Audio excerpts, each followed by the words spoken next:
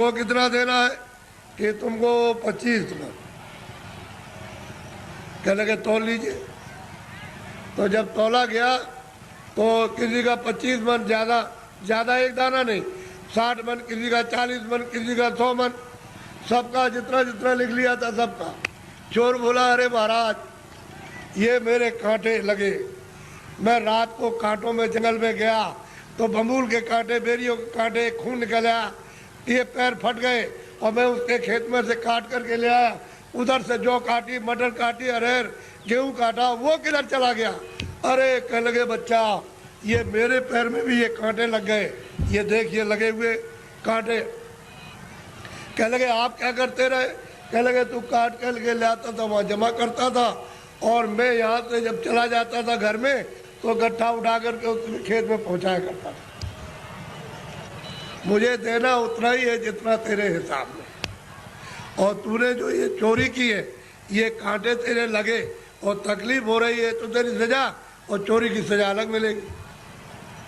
वो जो तुमने चोरी की है उसकी सजा अलग, और ये कांटे लगे, खून निकल आया, इसकी सजा।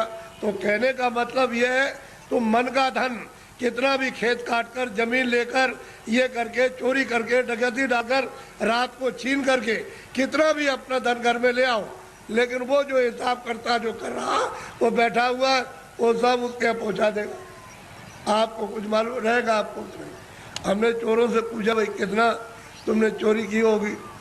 हमारे पास चोर भी आते, साहब कह देते हैं हमने चोरी की, तो कितना कह लगे? 1 पैसा नहीं रहा, सब चला गया। डकैत आए, डकैत पूछा, भाई तुमने डकैती डाली तो कितना जीवन में तुमने लूटा होगा? कह लगे कई करोड़ का। किधर गया? कह लगे 1 पैसा नहीं, हमारा घर का चला गया। घर का गया। तो कहने का मतलब कि हिसाब करता बिल्कुल सच्चा है, जो पाप का भी हिसाब करता, पुण्य का भी करता है, ये सब, और उसका ब्याज वो सब आपको देना, वो दूसरे को किसी को नहीं देना। इसलिए ये मनुष्य शरीर अनमोल है, ये बार बार नहीं मिलता। आपकी बार परमात्मा को प्राप्त करने के लिए इस जीवात्मा को इस जड़ से, इस शरीर से निकालने के लिए आपको ये दिया गया, और उसने कह दिया है कि मैंने तुमको साफ सुथरा मकान दिया है, जैसा आपने दिया वैसे तुमको दे देना। फिर जब वो खड़ा हो जाएगा और तुमने गंदगी भरी तो फिर तुमको मार मार करके इतना मारेगा कि तुम्हारी नस नस को तोड़ देगा, और इतनी पीड़ा होगी कि जन्मत मरण दूसरे तो कोई, जन्मने मरने में अत्यंत पीड़ा होती है। और उसको निकाल के बाहर करेगा और कहेगा चलो हिसाब कराए। हिसाब करेगा तो तुम्हारा बताएगा, देखो इतनी चोरी की, इतने जानवर मारे तुमने, इतना धोखा दिया, इतने बेईमानी की, तुमने कोई भी पुण्य नहीं किया अपने जीवन में, और चलो इनको ले जाओ उस नर्क में डालो, वहाँ जा करके उस योनि में बंद करो इसको। तो बताओ आप क्या करोगे? बोलो आप करोगे क्या? उससे बच जाओगे? इसलिए जिन जिन देवताओं की आप पूजा करते हो उनसे ये प्रार्थना करो कि हमको ये सद्बुद्धि दो कि हम, मतलब ये है कि कोई धोखा, किसी को बेईमानी ना करे, धोखा न दे, और अच्छे काम करे। सद्बुद्धि रहेगी तो अच्छा काम करो, आप मेहनत का काम करो, बच्चों की सेवा, आएगा एक सत्कार, और फिर उसके बाद भजन करो कि भजन करने की हमको सद्बुद्धि दीजिए कि कोई महात्मा मिल जाए, या आप ही मुझको रास्ता बता दीजिए तो मैं भजन करने लगूं। तो महात्मा कोई ना कोई मिल जाएंगे, वो रास्ता बता देंगे मनुष्य मंदिर में।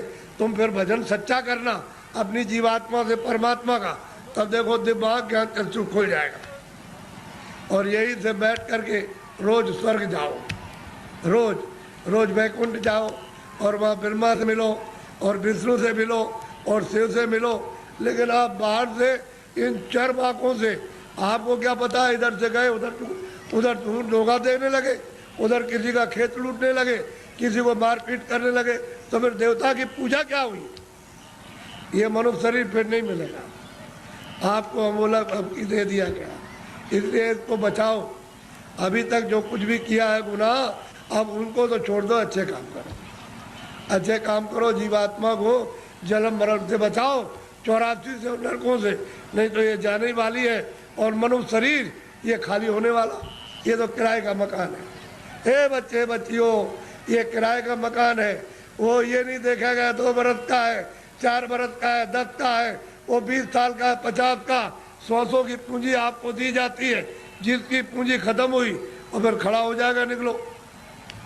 उसी वक्त निकाल के तुमको खेत में रहोगे, खेत में बाहर रिश्तेदारी में आ रहे रास्ते में, वहीं पर उसी जगह पर सो रहे हो, उसी जगह खा रहे हो, पूंजी खत्म हो गई, उस जगह निकाल बाहर करे। बताओ फिर आप क्या ले आए थे? अच्छा क्या ले जाओगे बताओ? ये किराए का मकान हमारा भी है, हमको भी ये खाली करना, क्या हम ले जाएंगे? हमारा ये भी नहीं जाएगा, इसके साथ कुछ और जाएगा, एक सुई की नोक नहीं जाएगी। जब ये नहीं जाएगा, वो सामान तो वो पड़ा, ये पड़ा, इसको उठा करके उधर जंगल में फूंक देंगे, उधर ले जा करके, और न ये सामान मिलेगा और न ये उससे मिलेगा, न ये उसको देख सकता है, न सामान इसको देख सकता है। ये भी जड़ है और सामान भी जड़ है। तो फिर चेतन में आप बेचारे चेतन को आपने क्या किया? गड्ढे में डाल दिया। इस चेतन की पूजा तब होगी जब चेतन को जगा लो, जीवात्मा को जगाओ और दरवाजे पर दोनों आंखों के मध्य में जाग जाए, उसकी गंदगी दूर हो जाए, तब परमात्मा की पूजा करे, तब मिले।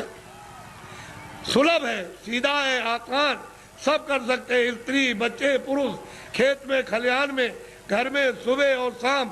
तुम 1 घंटा समय नहीं निकाल सकते हो 24 घंटे में परमात्मा को प्राप्त करने के लिए, और वह इसी में समय सो करके और खा पी करके बिता रहे हैं। ये धिक्कार है ऐसे जीवन को। तो देवी देवताओं से जिनको आप मानते चले आओ, उसे प्रार्थना करो कि हमको सद्बुद्धि दीजिए कि हम भौतिक चीजें समझ सके, और फिर अपनी जीवात्मा को जगाने के लिए कोई ऐसा रास्ता हमको दिखा दीजिए, सुझाव हमको दे दीजिए, तो हम वहाँ पहुँच जाए, वहाँ रास्ता पा करके रास्ते से निकल जाए। तब ये जीवात्मा की गति यानी होगी छुटकारा, तब इसको छुटकारा होगा, तब मुक्ति और मोक्ष मिलेगी। नहीं तो परमात्मा क्या कुछ भी नहीं प्राप्त कर सकते हो, न देवी देवताओं के पास पहुँच सकते हो, न स्वर्ग वैकुंठ में, न मंसूरी पा सकते हो। तो ये भटकती रहेगी जीवात्मा। जैसे पशु पक्षियों में वो भी तो जीवात्मा यही है, इसी मनुष्य शरीर से उसमें बंद की गई। ये कुत्ता हो गए, बिल्ली हो गए, गधा हो गए, चूहा हो गए, ये इसी में से गए।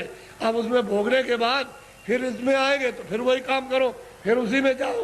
तो बस यही लगा रहेगा, आना और जाना, रो चिल्लाओ और कोई तुम्हारी सुनवाई नहीं। अरे कोई सुनता है आदमी को जब